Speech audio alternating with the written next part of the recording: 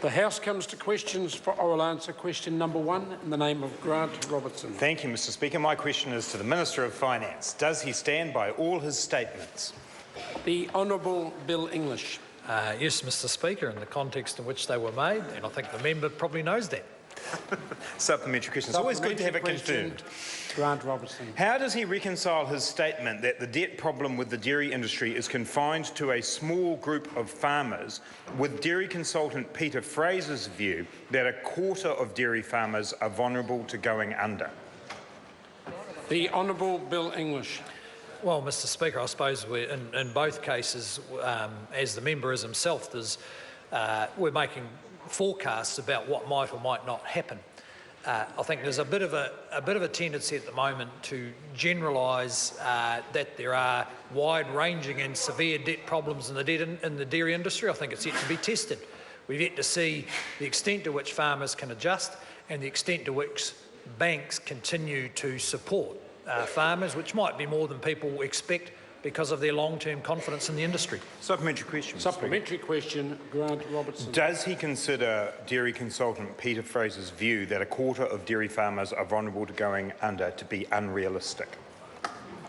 The Honourable Bill English. Well, Mr Speaker, it would depend on what he means. I mean, Peter, well, when he says vulnerable to going under, he's not saying they're actually going under, and even if he said that they would certainly go under, we've yet to see whether that's what actually happens. So we can have a contest of forecasts of doom here, and I'm sure there's worse ones than his.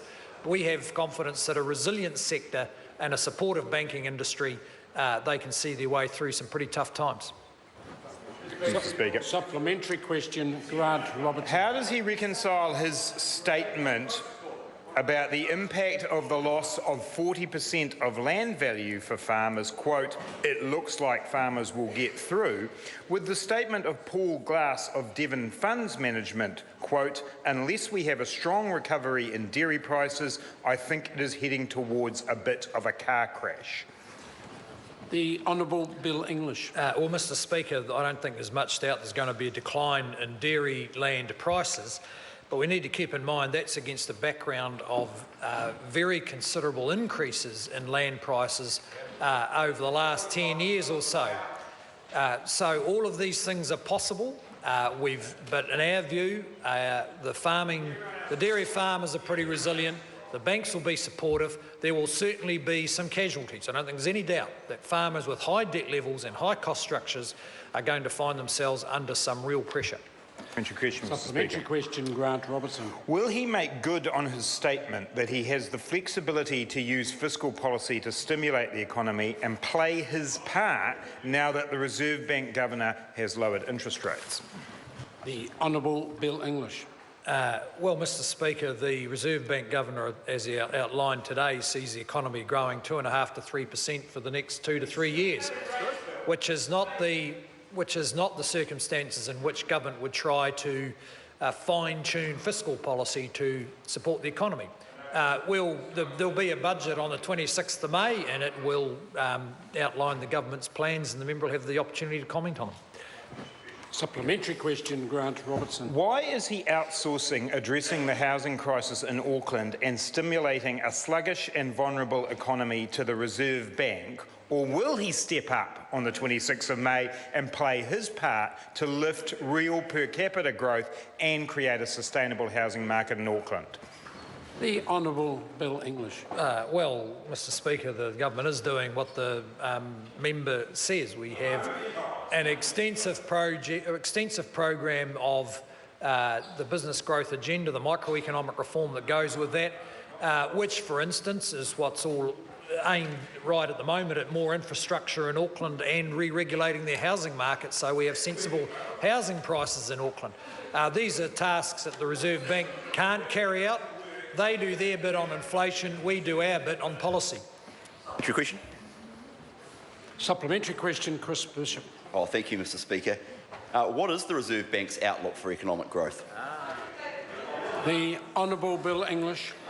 Well, Mr Speaker, the Reserve Bank forecasts take into account both lower interest rates, because he's lowered the rate today, and also lower dairy prices.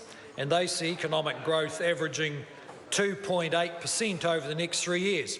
So it is an unusual situation. We have an outlook of very low inflation, but a relatively strong outlook for economic growth.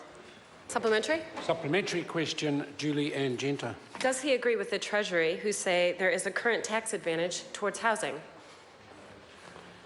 The Honourable Bill English. Mr Speaker, no, not particularly. There's some aspects where their argument's stronger than others. Supplementary question, Julie Ann Genter. So does he not agree with the Treasury that there's a current tax advantage towards housing, and the ideal tax reform to fix this problem would be a comprehensive capital gains tax excluding the family home? The Honourable Bill English. Well, Mr Speaker, either Treasury or IRD have given that sort of advice for the last 20 or 30 years.